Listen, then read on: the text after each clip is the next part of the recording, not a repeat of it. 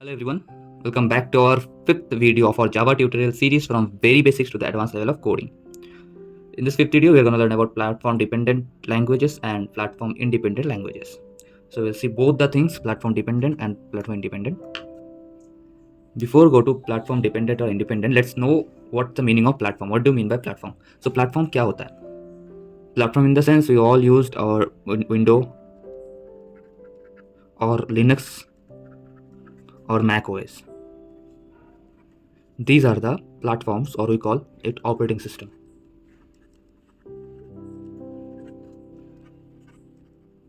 हर एक प्लेटफॉर्म का एक एग्जीक्यूटेबल कोड होता है. Executable code in the sense एक ऐसा कोड जो बाइनरी फॉर्म में हो, जिसे जो कंप्यूटर को समझ आए कि उसको काम क्या करना है. So as you know we have three kinds of different platform. एक है आपका विंडो, दूसरा आपका लिनक्स और तीसरा आपका मैक ओएस. ये तीन अलग अलग प्लेटफॉर्म या तीन अलग अलग ऑपरेटिंग सिस्टम है. एक विंडो, एक लिनक्स, एक मैक ओएस. अब इन तीनों का जो एग्जीक्यूटेबल फाइल है उसका जो एक्सटेंशन है, as we talk about extension in last video, we have .exe file for window executable code, and for linux we have .out file. The extension for executable file in linux operating system is called out, and for mac os we have the executable file extension is .dng. These are the different types of executable file extension for different types of platform or operating system. So let's see what is platform dependent and independent. As you know what is the meaning of platform is different kind of os, and let's see about platform dependent and independent. So platform dependent. So will see, हम platform dependent को एक example की मदद से समझते हैं. एक language के एग्जाम्पल लेंगे, जैसे कि हमारा एक लैंग्वेज है सी लैंग्वेज, जो कि प्लेटफॉर्म डिपेंडेंट है. सी लेट्स अज्यूम हमारे पास एक कंप्यूटर विंडो और उसमें हमारे पास एक सोर्स फाइल है. हमारे पास एक सोर्स फाइल है जो कि सी में लिखा गया है. डॉट सी उसका एक्सटेंशन है, जिसका एक्सटेंशन क्या है, डॉट सी. मतलब ये जो सोर्स फाइल है वो डॉट सी में लिखा है. एंड हमने पहले डिस्कस किया है कि सोर्स फाइल क्या होता है. इसमें स्टेप्स और इंस्ट्रक्शन लिखे होते हैं और प्रोग्राम लिखे होते हैं जिससे एप्लीकेशन बनाने का इंस्ट्रक्शन दिया जाता है. So assume this source file is to make the application that is WhatsApp. ये जो सोर्स फाइल है ये WhatsApp बनाने के लिए आप इंस्ट्रक्शन लिखे हो, जिसमें पहला लाइन, दूसरा लाइन, तीसरा लाइन, फिर सो ऑन प्रोग्राम्स का लाइन हमने लिखा है. So this is a source file which is made by a programmer. As a programmer और एज ए ह्यूमन इस सोर्स फाइल को हम लोग लिखते हैं इन हाई लेवल लैंग्वेज. और हाई लेवल लैंग्वेज कंप्यूटर को समझ नहीं आता. Computer only understands the binary language that is zeros and ones. So इस high level language source file को कन्वर्ट करने के लिए हमें चाहिए होगा translator. Translator already we have discussed. We have three kinds of translator: compiler, interpreter and assembler. Okay, so source file को computer understandable code या फिर आप .exe फाइल पे कन्वर्ट करने के लिए आपको चाहिए होगा एक ट्रांसलेटर. सो सी लैंग्वेज में जो ट्रांसलेटर यूज होता है उसे कहते हैं कंपाइलर.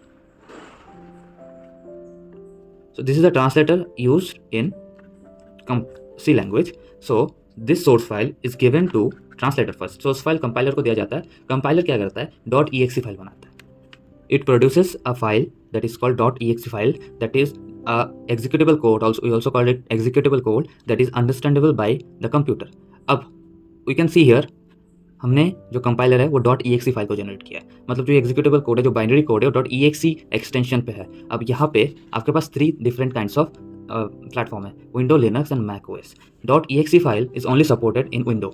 विंडो का जो एग्जीक्यूटेबल कोड है वो .exe में आता है. For Linux .out, for Mac OS .dng. अब जो ये .exe फाइल है, अगर आप उसको विंडो पे रन करोगे so that will be run without any error. But if you run the same file in Linux it won't run because we have .exe file, और exe फाइल लिनक्स में support नहीं करता. और Linux के लिए जो file होता है वो होता है .out फाइल. सो लिनक्स के लिए ये एप्लीकेशन सपोर्ट नहीं करेगा. And also for Mac OS dng file is the executable file, और .exe मैक में भी सपोर्ट नहीं होता. तो सेम एप्लीकेशन जो व्हाट्सएप एप्लीकेशन वो मैक में भी नहीं चल सकता. सो कंक्लूजन में हम बात कर सकते हैं, अगर हमने जिस प्लेटफॉर्म पे इस कोड को लिखा है इन सी लैंग्वेज, ओनली उसी सब प्लेटफॉर्म पे हम इसको रन करा सकते हैं. बिकॉज ये जो आपको एग्जीक्यूटेबल कोड देता है वो .exe में देता है, जो कि बाइनरी फॉर्म में होता है, जो ह्यूमन रीड नहीं कर सकता. तो this is the meaning of platform dependent, कि जो प्लेटफॉर्म पे आप इसको क्रिएट करोगे सेम प्लेटफॉर्म पे वो रन होगा. अदर देन कोई भी प्लेटफॉर्म के लिए वो रन नहीं हो सकता. तो C language is a platform dependent language, जो कि एक सिंगल कंपाइलर पे काम करता है. This also called single translator language. So for platform dependent language, we have three main point. Whatever language is used for single platform only, we call it platform dependent. Second point, platform dependent languages, जिस platform में आप इसको create करोगे, इसको compile करोगे, only उसी platform पे आप इसको रन कर सकते हो. अदर देन कोई भी प्लेटफॉर्म पे ये रन नहीं होगा. That is the disadvantage of this kind of language. And it is one step compilation language.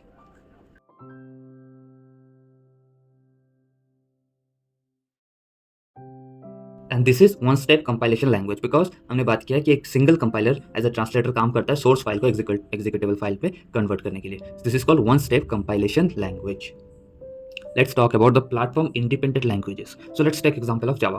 Java is a platform independent language. So same process will execute here and हम देखेंगे कि क्या changes है एक platform dependent और independent language में. Same हम देख सकते हैं यहाँ पे हमारे पास एक कंप्यूटर है जो कि विंडो बेस्ड है, उसका जो ऑपरेटिंग सिस्टम है वो विंडो पे है, and we have a source file that is a Java file जो कि विंडो कंप्यूटर में है. और इस सोर्स फाइल में हमने लिखा है इंस्टाग्राम बनाने का. इंस्टाग्राम जो एप्लीकेशन है उस एप्लीकेशन बनाने का प्रोसेस और code.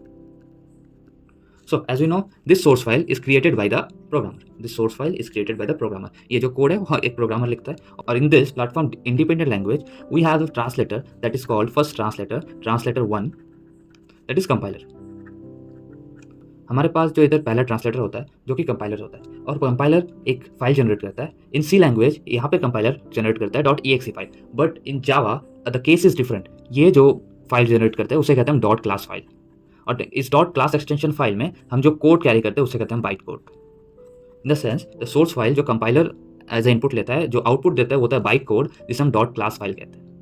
Now this .class file is supported in all kind of platform. ये जो .class फाइल है वो विंडो पे भी सपोर्ट करता है, लिनक्स पे भी सपोर्ट करता है और मैक ओएस भी सपोर्ट करता है. So for this .class file can be send to this platform also this platform. But this .class file जो कि बाइट कोड कैरी करता है, this is also not understandable by any all the platform. The computer को सिर्फ एक ही चीज समझ आती है, वो है binary language that is executable file. And for this there are 3 different kind of executable file. So for Java we need to install a external software that is called JDK, and inside the JDK we have an interpreter that is called JVM, and inside JVM we have an environment that is called Java Runtime Environment, that is JRE. JDK stands for Java Development Kit. This is a software. Inside that JVM is present, that is the interpreter, and inside that there is a JRE, that is Runtime Environment for Java. So अगर आपको ये .class file को इस 3 platform पर run करना है, .class file को run करना है, तो आपको JDK की जरूरत पड़ेगी. और JDK you will install in all the platform, and in सभी प्लेटफॉर्म के लिए अलग अलग JDK इंस्टॉल करते हैं हम लोग, जो कि हम फ्यूचर में देखेंगे. सो JDK JVM, इस JDK के अंदर जो JVM है जो कि इंटरप्रेटर है, वो काम करता है जो कि .class फाइल को, जो कि बाइट कोड है, उसको ट्रांसलेट करता है मशीन कोड में. सो JVM जो कि इंटरप्रेटर है, जो कि हमारा और एक ट्रांसलेटर है, वो क्या करता है, लाइन बाय लाइन रीड करता है, लाइन बाय लाइन एग्जीक्यूट करता है और इस .class को कन्वर्ट करता है बाइट कोड में. अब अगर ये काम विंडो पे हो रहा है तो फाइनल आउटपुट जो बाइनरी कोड निकलेगा वो होगा .exe फाइल, और अगर ये सेम लिनक्स पे काम कर रहा है तो जो फाइनल आउटपुट हमें मिलेगा वो होगा .out file. And same process if you run in Mac OS, हमें जो आउटपुट मिलेगा .dng file. So this JVM और JDK is called the second translator. This is called translator 2.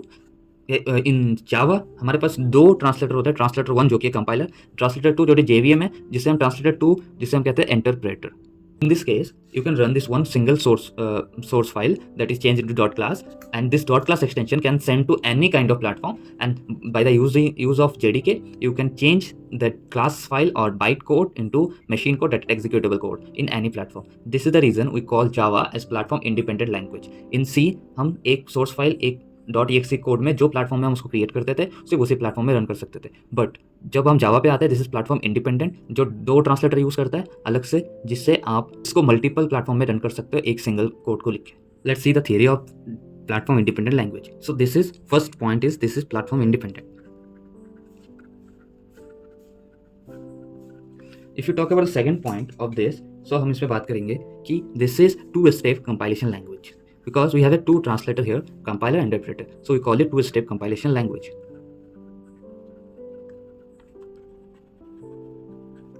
And third, this platform independent language follows a principle called ORA. ORA stands for write, once, run, anywhere. This ORA stands for write once, run anywhere. Means आप एक बार लिखते हो और आप कहीं भी run करते हो. This is the principle followed by platform independent language, that is Java or other languages. So this is all about platform dependent and independent. आशा करता हूँ आपको समझ आ गई होगी. So still, अगर आपने अभी तक प्लेलिस्ट को सेव नहीं किया है, चैनल को सब्सक्राइब नहीं किया है, so please do subscribe the channel and save the playlist for future update. Again, welcome back to our channel, The Live Engineer.